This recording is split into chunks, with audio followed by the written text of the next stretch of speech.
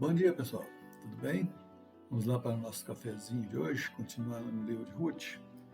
Nós hoje vamos entrar no capítulo 4, né? No final do capítulo 3, nós vimos que Boaz, em relação a Ruth, né? Não observando talvez o desejo ali do seu coração pecaminoso, preferindo manter sua obediência à lei do Senhor. Paulo, escrevendo aos Romanos, no capítulo 2, do verso 12 a 15, nos diz: Assim, pois, todos os que pecaram sem lei, também sem lei perecerão. E todos os que com a lei pecaram, mediante a lei, serão julgados. Porque os simples ouvidores da lei não são justos diante de Deus, mas os que praticam a lei hão de ser justificados. Quando, pois, os gentios que não têm lei procedem por natureza de conformidade com a lei, não tendo lei, servem eles de lei para si mesmos. Estes mostram a norma da lei gravada no seu coração, testemunhando-lhes também a consciência e os seus pensamentos, mutuamente acusando-se ou defendendo-se. Gostaria de observar apenas aqui o verso 13, né? Em que diz sobre a nossa justificação perante Deus. É muito bom ouvir sobre a lei do Senhor, de tudo o que Ele deixou para que eu, você, o seu povo pudesse viver harmoniosamente e almejar um dia reinar com o Senhor. Mas apenas ouvir não nos torna capacitados ou justos, como diz o texto, para alcançar as promessas. Temos que ser praticantes.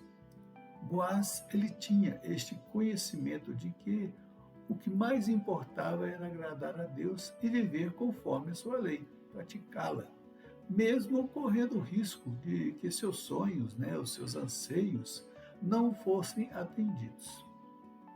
Jesus, lá em seus ensinamentos no Sermão do Monte, fala a respeito desta ansiedade, dizendo que não devemos ficar ansiosos. Mas como Noemi afirma ali no final do verso 18 do capítulo 3, que Boaz não iria descansar enquanto não resolvesse aquela situação, creio que o coração de Boaz estava ansioso para buscar realmente resolver todas as coisas. No início do verso 1, no capítulo 4, nos diz que Boaz subiu à porta da cidade e assentou-se ali. Ele foi para lá e assentou-se. Não podemos afirmar quanto tempo ele ficou ali sentado, pois se dirigiu para lá logo de manhã, quando ele despediu Ruth para sua casa.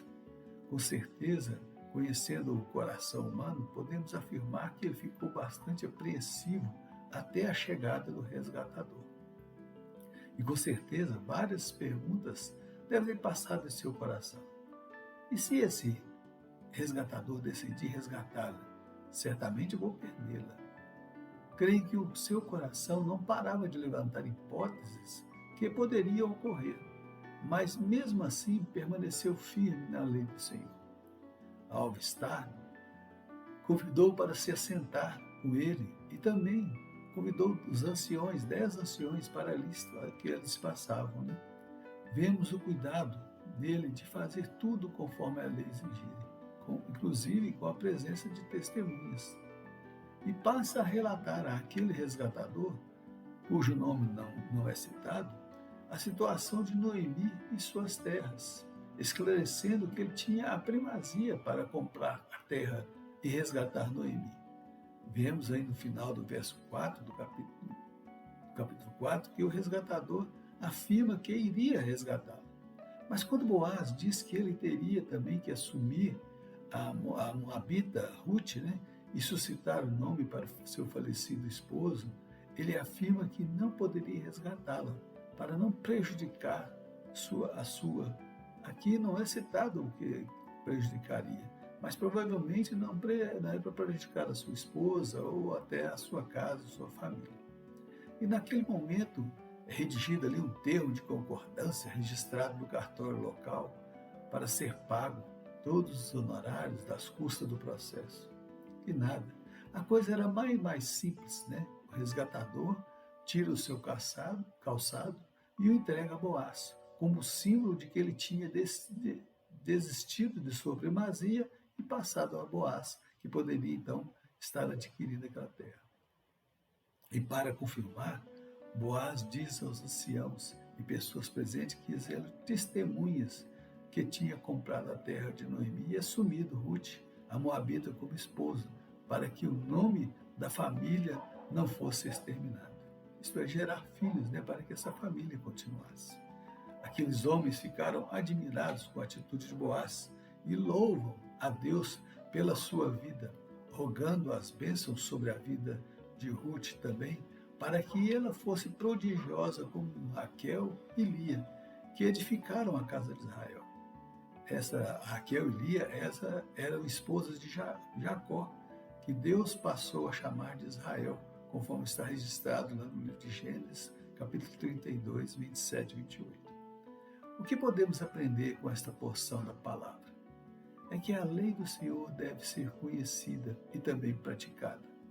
Não adianta em nada eu afirmar que eu sou cristão e não observar o que está escrito na palavra e praticar. É certo que, falhos como somos, às vezes tropeçamos e nos desviamos da lei do Senhor. Isso acontece por causa do pecado que está enraizado em nossos corações.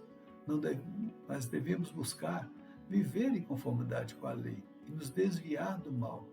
Esse mal tenazmente nos assedia a toda hora. Gostaria de encerrar citando aqui um texto lá do primeiro livro de João, no capítulo 2, versos 1 e 2. Filhinhos meus, essas coisas eu vos escrevo para que não pequeis. Se todavia alguém pecar, temos advogado junto ao Pai, Jesus Cristo, o justo, e ele é a propiciação de todos os nossos pecados, e não somente os nossos próprios, mas ainda pelo do mundo inteiro.